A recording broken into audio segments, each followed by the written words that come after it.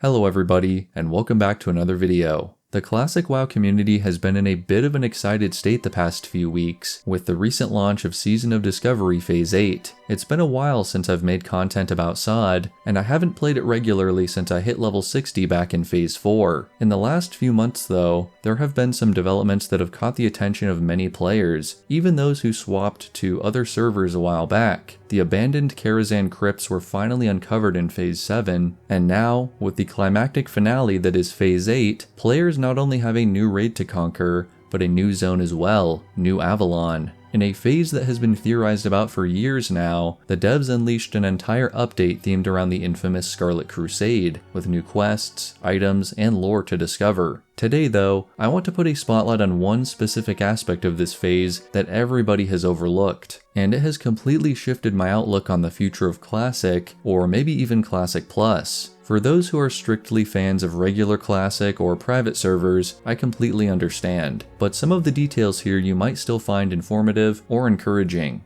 As always, thank you for the fun comments and support, and with all that being said, let's get right into it.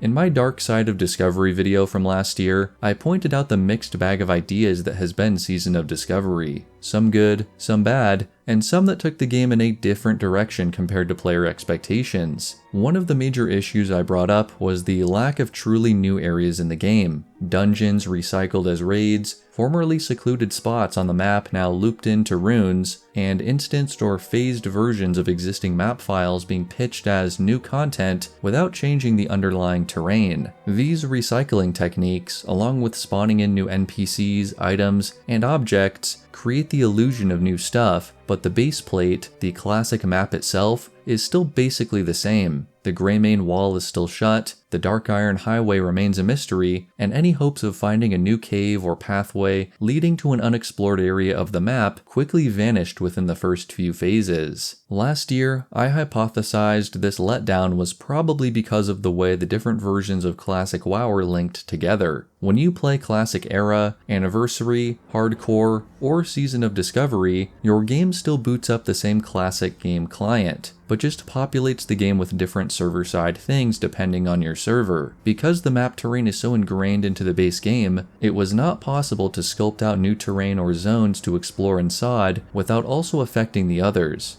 Different versions, same underlying foundation. This was the critical mistake that hampered the true discovery aspect of Season of Discovery. While many private servers have the freedom to modify custom clients with custom maps and many other features, SOD was basically bundled together with the other live versions of Classic. For over a year, this has been its predicament.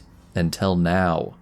With the release of Phase 8, something is different. New Avalon, an uninstanced addition to the Eastern Plaguelands, now exists within Season of Discovery, a seamless extension of the original zone. I am speculating here, but somehow, the client can now load in different maps, or maybe portions of maps, for different versions of Classic. This might not sound like a big deal, but it was obviously something the devs struggled with and have now finally solved. This is the first big win for the future of the game. While both the town of New Avalon and the instanced portion of the Scarlet Enclave both borrow heavily from the version of the map added in Wrath of the Lich King, there are also many differences. There are major structural additions like the Mage and Telescope Towers, larger boat docks, and of course the giant Avalon Monastery towering over the Enclave, but those aren't what I'm most excited about. It's what they're built on. There is noticeable evidence of the base terrain being modified. The hidden path leading into the raid, sections of the sandy beach area, the overlook for the telescope tower, and the lighthouse island off the coast. This is the second big win, and arguably one that is even more important. We see more than just importing map tiles and swapping out a couple of surface objects. The devs can now modify the base terrain to tell new stories, create new experiences for players, all while improving costs and efficiency by staying within the Classic client. This single fact, hidden in plain sight among all the other bells and whistles we've been finding in Phase 8, makes the future of Season of Discovery, and perhaps Classic Plus, seem bright. The Scarlet Enclave appears to be the pinnacle for raiding on these servers, but it's possible we could see a few final updates with maybe some additional 5-player dungeons to revitalize the old world. As I mentioned in my previous video, it's much more beneficial to view SOD as an experiment, a testing ground to see what works and what the community is looking for before committing to a true Classic Plus experience. Whether you logged off, moved to a private server, or play on other live versions of the game, I hope you keep an eye on the future of Classic and SOD, because these signs and hints and predictions of what's coming next have never had a more solid foundation. Thank you all so much for watching, and until next time, may the Force be with you.